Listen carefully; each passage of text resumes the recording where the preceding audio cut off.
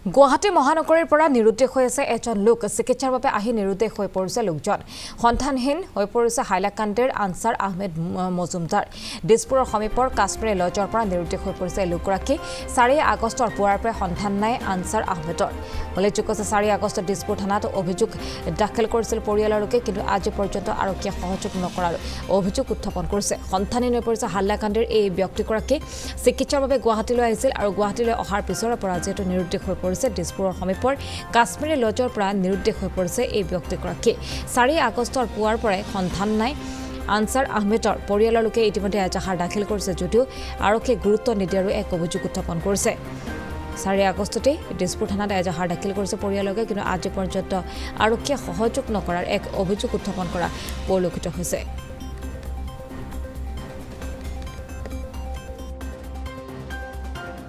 চাওক এই আনছাৰ আহমেদ মজুমদাৰ এজন মানুহ আমাৰ সমষ্টিৰ আলগাপুৰ কাটনিছড়াৰ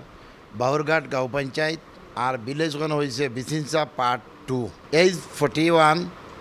মানুহজন কাশ্মীৰী লজ যিটো আমাৰ লাষ্ট গেটত আছে তাতে আছিলে ৰাতিপুৱা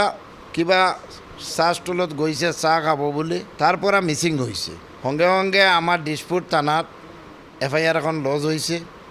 এতিয়াও নিৰুদ্দেশ একো খবৰ নাই সেইটো আমি অনুৰোধ কৰি আছোঁ আমাৰ পুৰা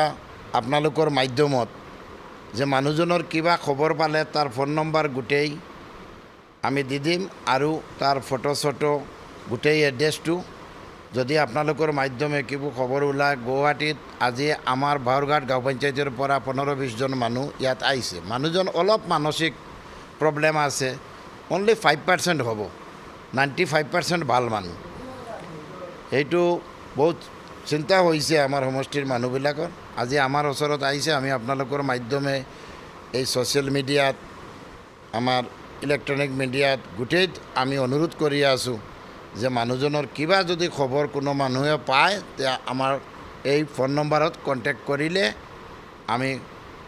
এটা সহায় হ'ব আৰু দিছপুৰ থানাতো আমি কণ্টেক্ট কৰিছোঁ থানায়ো এইটো চানমিল কৰি আছে চাওক মানে এই হাইলাকান্দি জিলাৰ এই বিচিংচা গাঁৱৰ আনছাৰ আহমেদ মজুমদাৰ নামৰ এজন মানুহ তেওঁৰ বয়স হয় 41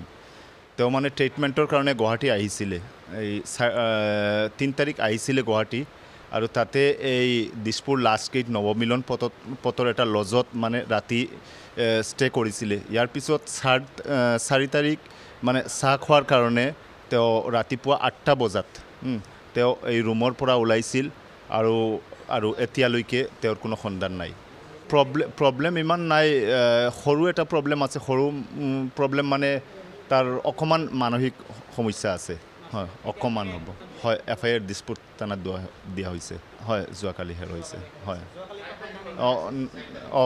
না পৰহি হেৰুৱাইছে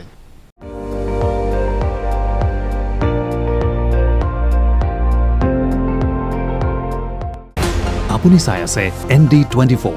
সৰ্বশ্ৰেষ্ঠ নহয় সৰ্বোত্তমৰ দৌৰ